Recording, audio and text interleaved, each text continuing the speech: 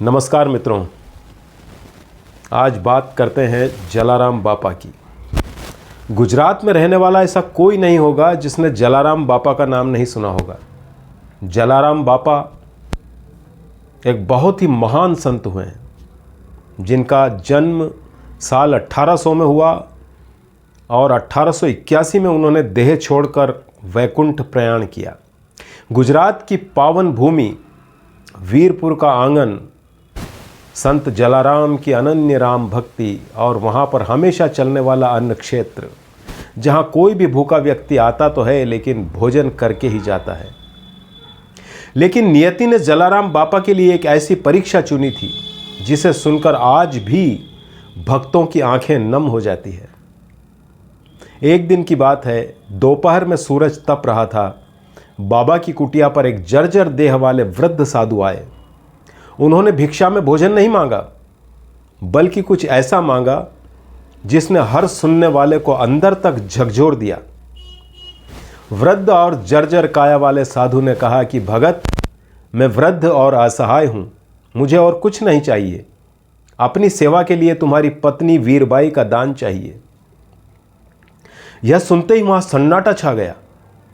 पर बापा, जो हर अतिथि में भगवान को देखते थे, उन्होंने पलकें झुका ली। फिर उन्होंने वीरबाई की ओर देखा तो उस महान नारी ने कहा कि यदि पति का वचन और अतिथि की सेवा ही मेरा धर्म है तो मैं सहर्ष जाने के लिए तैयार हूं। उस बूढ़े और जर्जर काया वाले साधु ने एक झोली और डंडा वीरबाई को पकड़ा दिया। वीरबाई उस अजनबी साधु के पीछे झोली और डंडा लिए चल दी। कुछ दूर जाने पर साधु रुके और वीरबाई को डंडा और झोली संभला कर बोले कि इनका ध्यान रखना, मैं अभी आता हूं। समय गुजरता गया पर साधु नहीं लौटे। अचानक शून्य से एक आकाशवाणी हुई, धन्य हो जलाराम बापा और धन्य हो वीरबाई, ये तुम्हारी भक्ति की परीक्षा थी। साधु तो अदृश्य हो चुके थे, लेकिन पीछे छोड़ गए अपना आशीर्वाद, जो आज भी उस झोली और डंडे के रूप में वीरपुर में मौजूद है।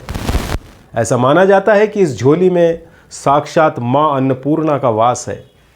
जब से बाबा ने इसे लाकर वीरपुर में अपने अन्न क्षेत्र में रखा तो वहां अनाज की कमी कभी नहीं हुई।